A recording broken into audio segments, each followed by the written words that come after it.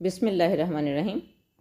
ابو القاسم زہراوی اندلس کی اسلامی سلطنت کے بعض نامور سائنسدان بلا شبہ اپنے اپنے فن میں مہارت تامہ رکھتے تھے، لیکن اس دور کی سب سے عظیم شخصیت جس کے کمال کا لوہا صدیوں تک اہل مغرب مانتے رہے، ابو القاسم خلف بن عباس زہراوی ہے۔ اسپین کے مشہور حکمران عبد الرحمن الناصر نے اپنے دارالسلطنت قرطبہ سے 4 میل کے فاصلے پر ایک عظیم الشان محل تعمیر کروایا تھا اور اس کا نام اپنی ملکہ زہرا کے نام پر قصر زہرا رکھا تھا۔ رفتہ رفتہ اس قصر کے گرد آیان سلطنت اور دوسرے لوگوں نے اپنے مکان بنا لیے اور وہاں ایک علیحدہ شہر بس گیا جو الزہرا کے نام سے موسوم ہوا۔ یہی ذیلی شہر ابو القاسم خلف بن عباس کا مرزبوم تھا اور اسی شہر کی نسبت سے زہراوی کا لقب اس کے نام کا جز بن گیا۔ ابو القاسم زہراوی کے آباء و اجداد اندلس ہی کے رہنے والے تھے۔ اس کی ولادت 936 عیسوی میں عبد الرحمن الناصر ہی کے عہد میں ہوئی، جو شاہان اندلس میں 8واں فرمانروا تھا۔ اس کے عہد میں اندلس کا دارالسلطنت قرطبہ عروج پر پہنچا ہوا تھا۔ چنانچہ اس کی شان و شوکت کا اندازہ اس امر سے ہو سکتا ہے کہ اس میں 3800 مسجدیں، 60,000 سربہ فلک عمارتیں، عام لوگوں کے 2 لاکھ مکانات، 8000 دکانیں اور 700 حمام تھے۔ قرطبہ کی آبادی 10 لاکھ باشندوں پر مشتمل تھی، جس میں 50 سرکاری ہسپتال موجود تھے۔ قرطبہ کی شاہی لائبریری میں 2 لاکھ سے زائد کتابیں تھیں۔ قرطبہ یونیورسٹی اس زمانے میں مغرب کی عظیم ترین یونیورسٹی تھی، جہاں مختلف مضامین کے جلیل القدر علماء تعلیم و تدریس اور تحقیق و تالیف میں مصروف رہتے تھے۔ یہی وہ ماحول تھا جس میں ابو القاسم زہراوی نے اپنا لڑکپن اور جوانی گزاری۔ اس کے کمال فن کو دیکھ کر یہ اندازہ آسانی سے کیا جا سکتا ہے کہ اس نے اس علمی ماحول سے پورا فائدہ اٹھایا اور طب میں جو اس کا خاص مضمون تھا، کامل دستگاہ حاصل کی۔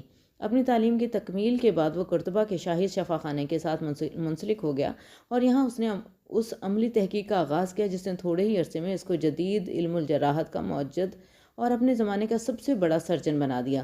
موجودہ زمانے میں علم علاج کے دو طریقے یعنی علاج بالدوا یعنی میڈیسن اور علاج بالجراحت یعنی سرجری ہسپتالوں میں مروجہ ہیں، ان کے متعلق یہ خیال عام ہے کہ اگرچہ مغربی طب یعنی ایلوپیتھی دیسی طب ہی کا چربہ ہے، مگر جراحت یعنی سرجری خاص مغربی ڈاکٹروں کی چیز ہے جس میں کوئی ان کا ہمسر نہیں ہے۔ لیکن اس خیال کے پھیلنے کی وجہ محض یہ ہے کہ ہمارے عوام اسلامی دور کے عظیم سرجن ابو القاسم زہراوی کے نام اور اس کے کارناموں سے واقف نہیں، ورنہ یہ حقیقت ہے کہ زہراوی ہی وہ عظیم شخصیت ہے جس نے اہل یورپ کو سرجری کے فن سے روشناس کرایا۔ ابو القاسم زہراوی سرجری میں جو نادر آپریشن انجام دیتا تھا، اپنے روز افزوں تجربے سے اس فن میں جو نئی راہیں دریافت کرتا تھا، آپریشن کرنے کے لیے اپنی نگرانی میں جو نئے آلات بنواتا تھا، ان سب کی تفصیل وہ احاطہ قلم میں لاتا جاتا تھا، یہاں تک کہ اس کے قلم سے عملی سرجری پر ایک یگانہ روزگار تصنیف ظہور میں آ گئی، جو صدیوں تک یورپ کی یونیورسٹیوں میں سرجری کی واحد معیاری کتاب کے طور پر داخل درس رہی۔ زہراوی کی اس کتاب کا نام تصریف ہے۔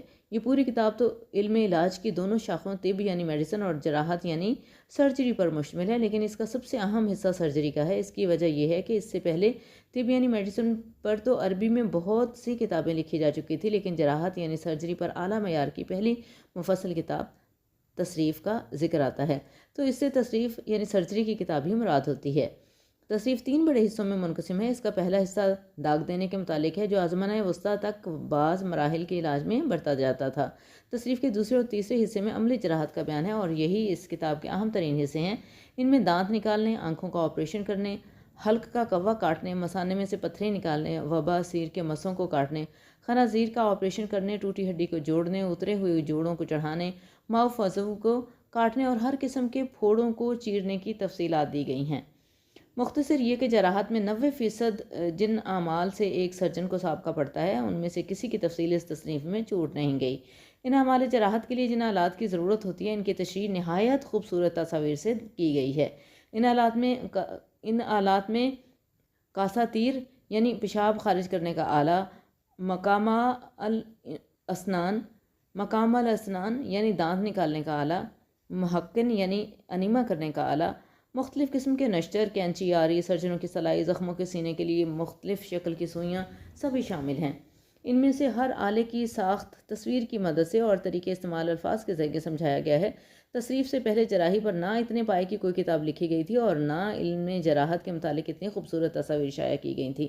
تصریف کی نمایاں خصوصیات میں فاضل مصنف نے اس میں جا بجا اپنے تجربات کی روشنی میں سرجری کے متعلق ایسی تصریحات کی ہیں جن سے طبی دنیا اس سے پہلے بے خبر تھی۔ زہراوی کا طرز بیان عام فہم اور زبان سادہ ہے۔ وہ جس موضوع پر قلم اٹھاتا ہے اس کے تمام رموز اس خوبی سے بیان کرتا ہے کہ قاری کے لیے کسی قسم کا الجھاؤ باقی نہیں رہتا۔ پھر بعض دیگر طبی مصنفوں کی طرح وہ فلسفیانہ موشگافیوں میں نہیں الجھا، بلکہ اپنے فن کے عملی پہلوؤں کو سامنے رکھتا ہے اور صرف انہی امور کی توضیح کرنا ضروری خیال کرتا ہے جو عملی افادیت کے حامل ہوں۔ اہل مغرب جو مسلمانوں کے ناموں کو بگاڑنے میں خاص مہارت رکھتے ہیں، ابو القاسم زہراوی کو ابو القاسس یا البوقاسس اور الزہراوس کے ناموں سے یاد کرتے ہیں۔ یورپ میں ازمنہ وسطیٰ سے لے کر 18ویں صدی تک کے تمام مغربی مصنف جنہوں نے سرجری پر کتابیں لکھی ہیں، ابو القاسم زہراوی کی فنی قابلیت کے معترف ہیں اور جا بجا ان کی کتاب سے حوالے دیتے ہیں۔ ان میں سے بعض نے تو صاف طور پر اس امر کا اظہار کیا ہے کہ فن جراحت میں زہراوی ایک استاد کامل کی حیثیت رکھتا ہے اور اہل یورپ نے ابتدا سرجری میں جو کچھ حاصل کیا ہے وہ صرف زہراوی ہی کی بدولت ہے۔ زہراوی کی کتاب تصریف صدیوں تک یورپ کی تمام بڑی بڑی یونیورسٹیوں میں داخل درس رہی اور مغرب کے سرجن اس کتاب کے مندرجات کو سند کے طور پر پیش کرتے رہے۔ تصریف کا لاطینی ترجمہ سب سے پہلے وینس سے 1997 میں شائع ہوا۔ اس کے بعد اس کا لاطینی ایڈیشن، جس میں عربی کتاب کی اصل تصویریں بھی نہایت آب و تاب سے چھاپی گئی تھیں، 1541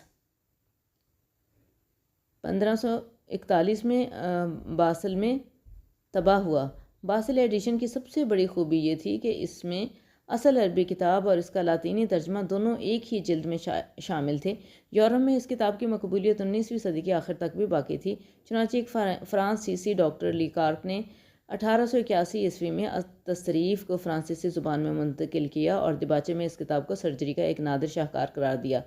یورپ کے فضلاء نے تصریف کو محض اپنی زبانوں میں منتقل کرنے ہی پر اکتفا نہیں کیا، بلکہ ان میں سے بعض نے اس کتاب پر شرحیں بھی لکھی تھیں۔